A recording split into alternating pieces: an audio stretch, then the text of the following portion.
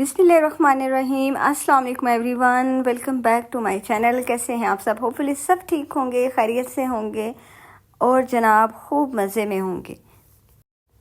कभी कभी हमें लगता है कि हम थक गए हैं और जब हम रोज़ रात को बेड पे सोते हैं, लेटते हैं, तो हमें लगता है कि हम नेक्स्ट डे के लिए जो है काम करने के काबिल नहीं रहे या हमें बहुत थकावट हो चुकी है। बट जब हम अपने बच्चों के चेहरे देखते हैं या हमें अपने बच्चों का ख्याल आता है, तो as a mother, as a house wife, हम ये सोचने पर मजबूर हो जाते हैं कि अगर हम ही थक गए तो हमारे बच्चे क्या करेंगे।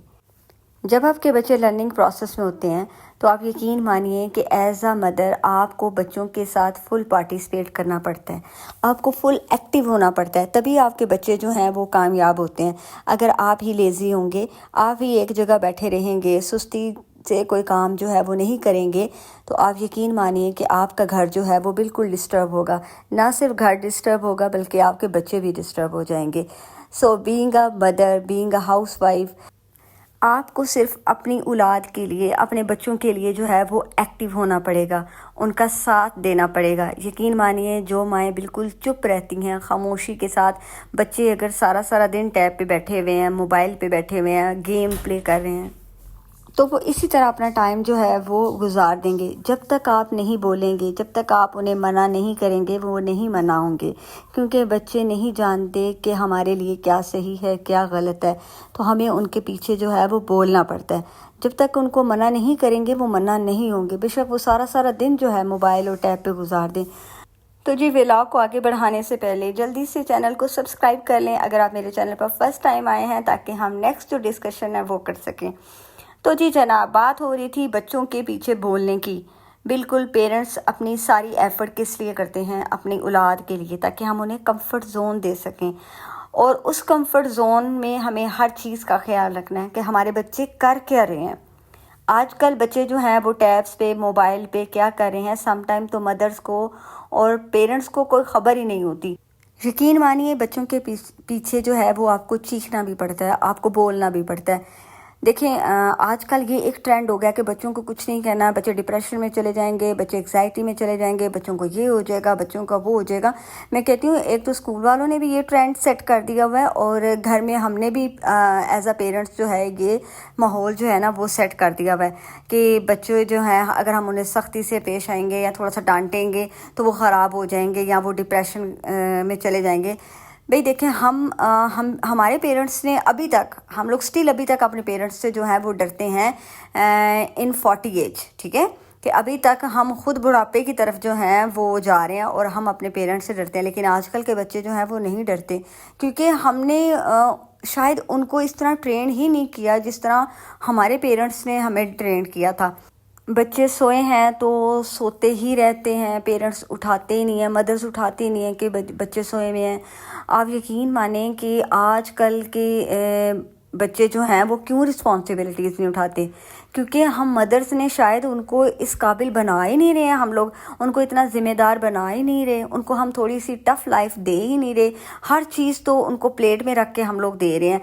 तो माय डियर लेडीज़, अगर हम चाहते हैं कि हमारे बच्चे थोड़े से रिस्पॉन्सिबल बने, तो हमें ये कोशिश करनी चाहिए कि उनको थोड़ा सा रफ़ एंड टफ़ टाइम ज़रूर देना चाहिए, हर चीज़ प्रोवाइड करके। और उनको जो है हम इस चीज़ से आज़ाद नहीं कर सकते कि हम हमेशा आपको जो है हर चीज़ प्रोवाइड करेंगे। देखिए, उन्होंने सोसाइटी में मूव करना है, आगे अपनी फैमिली को लेके चलना है, तो हमें बच्चों को थोड़ा सा जो है वो रिस्पॉन्सिबल बनाना पड़ेगा, थोड़ा सा उनके ऊपर जो है वो चेक एंड बैलेंस रखना पड़ेगा। आप यकीन मानिए कि मेरे बेटे हैं माशाल्लाह, और बेटियां तो वैसे ही माशाल्लाह बहुत समझदार होती हैं और नेचुरली थोड़ी सी जो है वो रिस्पॉन्सिबल भी होती हैं, सेंसिटिव भी होती हैं। बट बेटे जो है ना, मेरा एक्सपीरियंस यहाँ तक बेटों के साथ है कि आप जब तक उनके पीछे सख्ती नहीं करेंगे, थोड़ा सा बोलेंगे नहीं, तो वो कभी भी टस से मस जो हैं वो नहीं होंगे। तो उनके पीछे जो है वो आपको थोड़ा शाउट भी करना पड़ता है, आपको उनकी हर चीज़ को जो है वो देखना भी पड़ता है। तो यकीन मानिए कि ये तभी मुमकिन हो सकता है कि अगर माँ जो है वो एक्टिव है। सो माय डियर लेडीज़, अपने आप को एक्टिव रखें, अपने आप को बच्चों के साथ अपने घर में इन्वॉल्व रखें, अपने लिए, अपने बच्चों के लिए। तो जनाब मेरी ये कोशिश होती है कि बच्चे जब मैं स्कूल भेज लेती हूँ तो मोस्ट ऑफ़ द वर्क जो है घर का वो मैं बच्चों के आने से पहले जो है वो कंप्लीट कर लूँ। तो यहाँ पे मैंने सबसे पहले जो है अपना किचन सबसे पहले मैं अपना किचन साफ़ करती हूँ। उसके बाद जो है मैं अपनी डस्टिंग और सफाई वगैरह जो है वो करती हूँ। पहले तो मैंने मेड जो है वो लगवाई हुई थी डेली बेसिस पे, जो डेली आती थी और काम करके चली जाती थी। बट अब कुछ अरसे से जो है मैंने उनको छुट्टी करवा दी हुई है और अब मैं जो हूँ ख़ुद करती हूँ। तो मेरी ये कोशिश होती है कि बच्चों के आने से, स्कूल से आने से पहले जो है ना घर नीट एंड क्लीन हो, ताकि जब वो आएँ तो मैं उनको जो है प्रॉपर टाइम दे सकूँ। उनको ऑब्वियसली होमवर्क करवाना और स्कूल का देखना और खाना देना, क्योंकि जब बच्चे आ जाते हैं स्कूल से तो फिर उनकी डिमांड्स अभी ये दे दें, अभी वो दे दें, तो फिर माँ का जो ज़्यादातर टाइम है वो इसी चीज़ में गुजर जाता है। तो हमेशा कोशिश किया करें कि जब बच्चों को स्कूल भेज लेती हैं तो आपने जितने भी काम करने हैं, लॉन्ड्री करनी है, डस्टिंग, सफाई, किचन का काम जो है, क्योंकि बहुत टाइम होता है। बच्चे माशाल्लाह सबके जो हैं वो 8 बजे तक चले जाते हैं और 2:30-3 बजे तक बच्चे जो हैं वो घर आते हैं, और यही टाइम होता है कि जब हम उनके एब्सेंट में जो है घर का सारा काम जो है वो कर सकते हैं। अगर हम ये टाइम सो के गुजार देंगे कि बच्चों को स्कूल भेज लिया और उसके बाद जी हम सो गए, तो आप यकीन मानिए कि इतनी बेबरकती होती है ना कि फिर ऊपर से बच्चों के आने का टाइम हो जाता है और हमारे जो काम है वही ख़त्म नहीं होते, और उस तरह आप भी स्ट्रेस का शिकार होंगे, क्योंकि आपके आसपास इतने ज़्यादा काम होंगे। बच्चे स्कूल से आ जाएंगे, आप प्रॉपर बच्चों को टाइम नहीं देंगे तो आप चीखेंगे, चलाएंगे। तो बेहतरीन हाल इसका यही है कि जब बच्चे स्कूल हों तो आप जो हैं अपने तमाम काम जो है बच्चों के आने से पहले कर लें। मैं हमेशा ये कोशिश करती हूँ, सम टाइम नहीं भी हो सकता, कोई बीमार हो या कोई और रीज़न हो, नहीं हो मतलब पूरे काम जो है वो ना हो सके, तो फिर उसको मैनेज करना एक बिग टास्क होता है। अगर हम स्मार्टली हर चीज़ को हैंडल करना चाहें तो हम कर सकते हैं, क्योंकि अल्लाह ताला ने औरतों को वैसे भी इतनी जो है वो एबिलिटी ज़रूर दी है, और इतनी जहानत हर औरत में होती है कि वो हर काम को, हर टास्क को जो है बड़ी ही आसानी के साथ कर सकती है। मसला सिर्फ ये होता है कि आप जो है अपने टाइम को यूटिलाइज़ कैसे करते हैं, उसको मैनेज कैसे करते हैं। तो जनाब जब आप टाइम अपना मैनेज कर लेते हैं, मैनेजमेंट सीख लेते हैं ना, तो फिर कोई भी काम जो है वो आपके लिए मुश्किल नहीं होता। तो यहाँ पे मैं सबसे पहले जो है मैंने ब्रश लगाया था।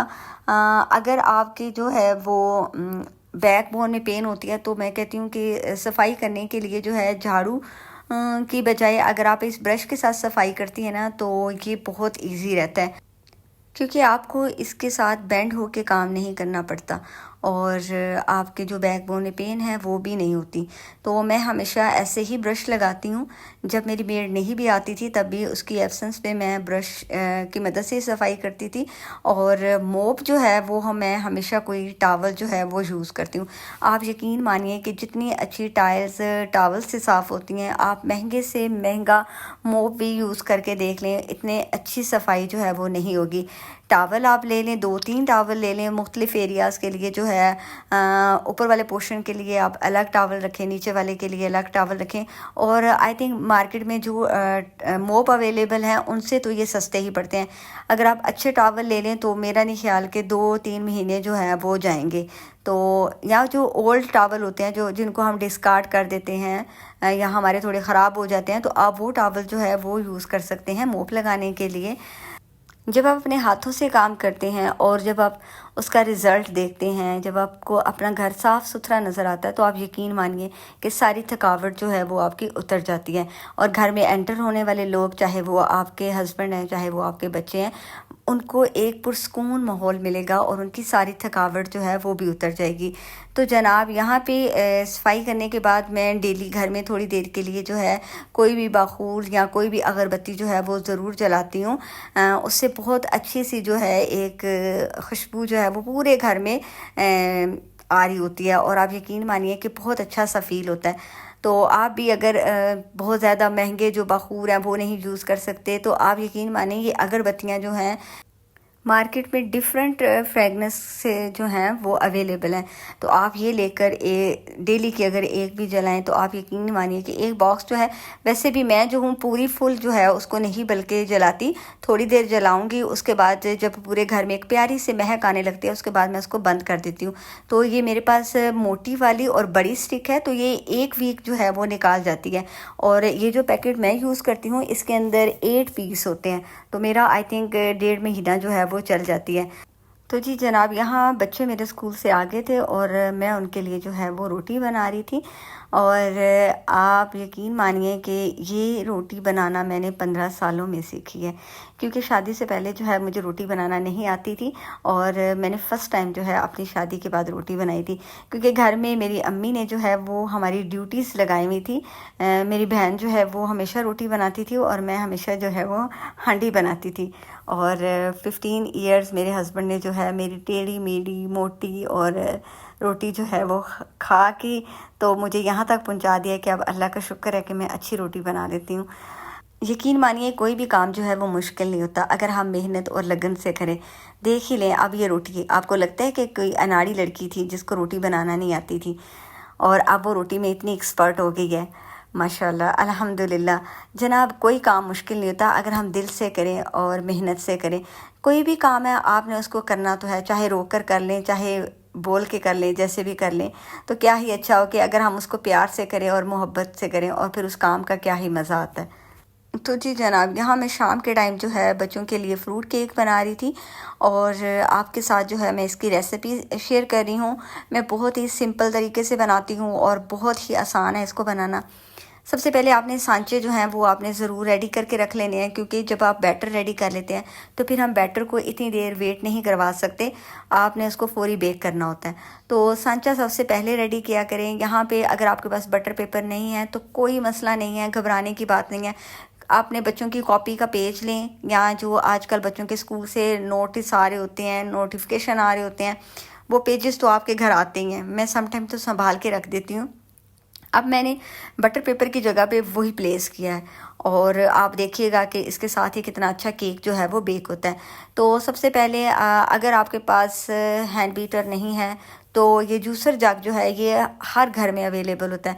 आपने तमाम बैटर जो है वो इसके अंदर रेडी करना है। यहाँ पे मैंने 3 अदद एग लिए हैं और एग के साथ हमने शुगर जो है, पिसी हुई शुगर 1 कप लेनी है। कोशिश किया करें कि जब भी आप बेकिंग के लिए कोई भी चीज़ बेक करने लगें, केक बनाने लगें, कुछ भी बनाने लगें, तो आप हमेशा मेजरिंग कप जो है वो एक ही यूज़ करें। तो मैं शुगर जो है, जिस कप के साथ शुगर मेजर करूँगी उसी के साथ फ़ाइन फ्लोर जो है वो मेजर करूँगी। और ऑयल के लिए जो है वो आप अल्टरनेटिव उसी साइज़ का जो कप है जो उससे थोड़ा सा छोटा हो वो रख सकते हैं। वैसे तो मार्केट में मेजरिंग कप भी अवेलेबल हैं, मेरे पास भी अवेलेबल हैं, बट मैं आपको सिंपल तरीके से बता रही हूँ। और शुगर जो है वो आपने हमेशा पीस के तो फिर आपने यूज़ करनी है, क्योंकि उससे जो है शुगर अच्छे से केक के अंदर मेल्ट हो जाती है, डिज़ोल्व हो जाती है। अदरवाइज़ फिर उसके जो दाने हैं आपको उनको जो है वो बहुत काफ़ी टाइम के लिए बीट करना पड़ता है। तो यहाँ पे हमने 3 एग लिए हैं, 1 कप शुगर ली है। अब हम इनको अच्छे से ब्लेंड कर लेंगे। उसके बाद हम जो छोटा चाय का कप होता है वो हम इसमें ऑयल डालेंगे और ऑयल डाल के तो फिर हम दोबारा से इसको जो है बीट करेंगे। इस तरह आपका एक फ्लफ़ी सा बैटर जो है वो रेडी हो जाएगा। हमारा जो लिक्विड बैटर है वो रेडी हो गया है। अब हम मशीन को करेंगे एक साइड पे और हम जो ड्राई इंग्रेडिएंट्स हैं उनको मेजर कर लेंगे। देखें, उसी कप के साथ मैंने जो है मैदा लिया है जिस कप के साथ मैंने शुगर ली थी। यहाँ पे मैंने 2 कप मैदा लिया है, 1 टीस्पून जो है वो मैंने बेकिंग सोडा लिया है और हाफ़ टी स्पून जो है वो मैं बेकिंग सोडा लूँगी। 1 टीस्पून बेकिंग पाउडर और half tea spoon baking soda, ठीक है, जो खाने वाला सोडा होता है। इन तमाम चीज़ों को अच्छे से आपने मिक्स करना है और स्ट्रेन करना है। उसके बाद जो बैटर आपने रेडी किया था वो इसमें ऐड कर देंगे और अब आप इसको जो है वो अच्छे से मिक्स करेंगे। इस तरह का अगर आपके पास स्पैचुला हो तो ये ज़रूर रखें अपने पास, क्योंकि इससे जो है अच्छे से जो बर्तन के साथ चीज़ लगी होती है बैटर वो साफ़ हो जाता है। तो इस तरह आपका रिस्क जो है वो भी ज़ाया नहीं होता। उसके बाद हम इसमें वनीला एसेंस यूज़ करेंगे।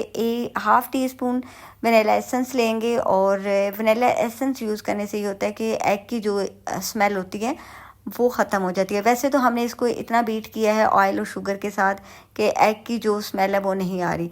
उसके बाद आपने इसके अंदर जो है नीम गर्म दूध ऐड करना है और आप देख लें कि बैटर की जो कंसिस्टेंसी है वो किस तरह है। अब हम इसको 2 पार्ट में डिवाइड करेंगे। 2 पार्ट में इसलिए डिवाइड किया है क्योंकि मेरे घर में एक फ़रिश्ता बेटी भी है और उसको जो है हर चीज़ पिंक कलर में चाहिए होती है। सो मैंने सोचा उसको नाराज़ नहीं करना, उसके लिए मैं पिंक कप केक जो है वो बेक करूँगी। और जनाब यहाँ पे मैंने इसमें येलो फूड कलर ऐड किया है इनको फ्रूट केक को एक प्यारा सा कलर देने के लिए। जैसा मार्केट में कलर होता है तो वो इसमें फूड कलर जो है वो ऐड करते हैं। तो आपके पास अगर येलो फूड कलर अवेलेबल है तो आप वो शामिल कर सकते हैं। उसके बाद जनाब मैंने इसको 180 पे जो है वो बेक होने के लिए रख दिया है 35 मिनट्स के लिए। और जो बैटर हमने हाफ़ किया था उसमें मैंने फूड कलर डाला है रेड। बेक होने के बाद मुझे एहसास हुआ कि मुझे जो इसमें रेड कलर था वो थोड़ा सा ज़्यादा यूज़ करना चाहिए था, क्योंकि बेक होने के बाद इनका जो पिंक कलर है वो बहुत ज़्यादा लाइट हो गया था। बहरहाल नेक्स्ट टाइम फिर ट्राई करेंगे और फिर हम इसमें जो रेड फूड कलर है वो ज़्यादा ऐड कर लेंगे ताकि हमारे घर में जो पब्लिक है वो नाराज़ ना हो। और उसके बाद जो हमने इसके ऊपर जो शुगर हमने पीसी थी जिसको हमने पाउडर बनाया था वो थोड़ी सी स्प्रिंकल कर देंगे। उससे बड़ा अच्छा सा क्रंची सा जो केक कप केक की लुक है वो आती है। और जनाब जो गंद आप इतना ज़्यादा फैलाते हैं उसको भी आपको खुद ही साथ साथ साफ़ करना पड़ता है, तभी आपका किचन जो है वो नीट एंड क्लीन नज़र आता है। और किचन में से बर्तन वॉश करने के बाद और काउंटर टॉप साफ़ करने के बाद आपका जो केक है वो बेक हो गया था। और जनाब केक आपके सामने है और ये देख लें जो बटर पेपर मैंने यूज़ किया था वो उससे कुछ भी नहीं हुआ और आपका जो केक है वो बेक हो गया। बहुत मज़े का माशाल्लाह बना था। आप भी इसको एक बार ज़रूर ट्राई कीजिएगा। और आप ये केक बना के हफ़्ते में 2-3 बार जो है इसको यूज़ कर सकते हैं। आप इसको 1 वीक के लिए भी फूड कंटेनर में डाल के रख देंगे तो इसको कुछ भी नहीं होता। आप इसको बच्चों के स्कूल लंच में दे सकते हैं। और शाम के टाइम बच्चे जो हैं चाय के साथ स्नैक्स मांगते हैं तो आप घर के जो है साफ़ सुथरे स्नैक्स बना के उनको दे सकते हैं। थोड़ी सी एफ़र्ट लगती है बट ये है कि आपके बच्चे आपके सामने हेल्दी चीज़ खाएं तो माँ के लिए इससे बढ़ के और सुकून क्या हो सकता है।